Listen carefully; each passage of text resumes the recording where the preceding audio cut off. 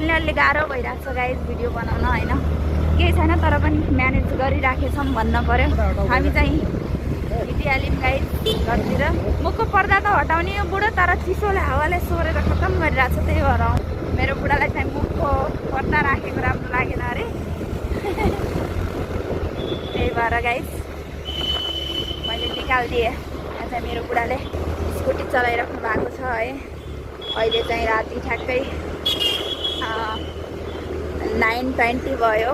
दिदीको घरबाट हामीहरू आइसकेका छौँ गाइज होइन। आज हल्का तबियत ठिक थिएन अनि त्यही भएर भिडियोहरू पोस्ट गर्न पाएको थिएन गाइज।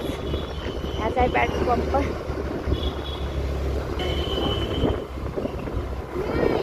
मेरी छोरी मार्थलीमा ट्राफिक लाग्यो भने टेन्सन हुन्छ नि बुढो। एकदम केयरफुल चलाउनुहोस्।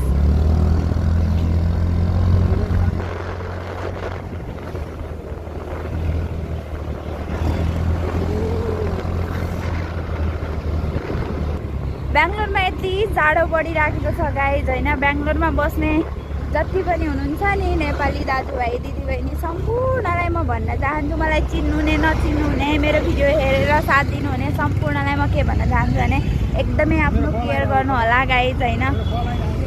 कसको 1 सेकेन्ड मेरो बुढाको कल आयो। कोही बात चोर घुसेपछि केही हुँदैन नि त। यो यति राम्रो के को लागि बनाएको बुढो?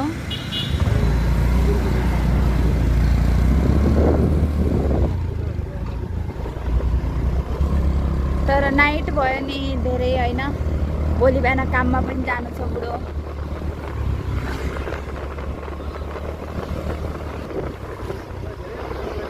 के गर्ने गाइज, परदेशी जिन्दगी यस्तै हुन्छ है। टाइम मिल्दैन, टाइम भएको बेला अनि भेट्न जाने ठाउँमा टाइम मिल्दैन, आउन जानै टाइम लागिहाल्छ।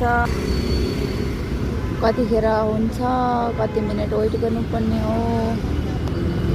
7 6 5 4 3 2 1 0